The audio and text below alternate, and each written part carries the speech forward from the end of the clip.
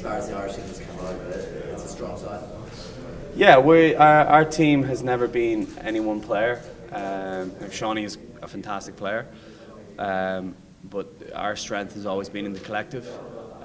You know, we talk a lot about the team of us. That's like all about us as a unity that kind of come from us as a 15 to a 23 to a 34-man squad to the backroom staff to our family, everything. And that's what it's important. That's where we get our strength from. You know, you talk about numbers-wise, we're not a big population numbers-wise, but you know, I think history will tell you that the Irish will always be strongest when they come together, and we are most definitely have to come together and play to the highest standard against the top side in the world. Jamie, several new players in the squad, new camps. Do you have a role as vice captain in sort of bedding them into the squad and making them very comfortable? If the guys who are in the squad who are uncapped, if they get the chance to get on that field, it's going to be a big day for them. I suppose we have to kind of lend our experience to them and tell them that it's, in one way you have to approach it like it's any other game, in the other way that it's not. But you know, you get capped because you're good enough, and I think that at the core you've got to believe in that and you've got to believe in your abilities. Yeah, you got to fit into the system, but I think where you get your confidence on that field is knowing your stuff, and then backing your ability, that kind of double-edged sword. And these guys that are coming in, you know, Joey Carby, for example, he's turned bloody 21 today. You know, we're going for dinner and having his 21st party today, so a bit bizarre, but it's great for guys that young to come over here.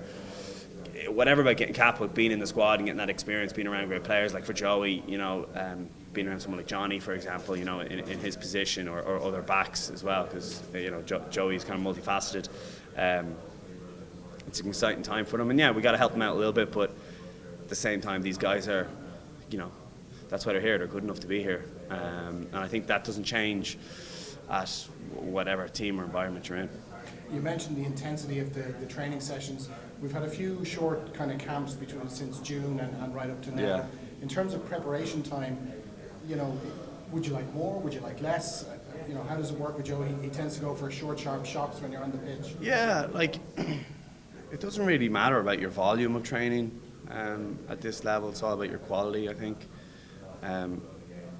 You know, we're all professionals. We're training day in, day out, week in, week out with our clubs. You know, the way a rugby season is, you're slotting in and out of, you know, if you're playing international rugby, you know, international back to your club.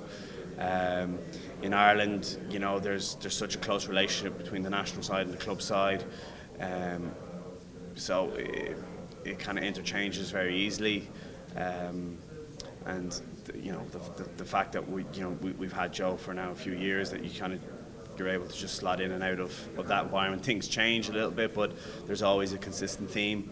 I suppose is the best way to say it without giving away anything. So it becomes easy. You know, I've been lucky enough to have the chance to do it for a while now, so it's relatively easy for myself. But for other guys, you try and, you know, get them up to speed and that type of stuff.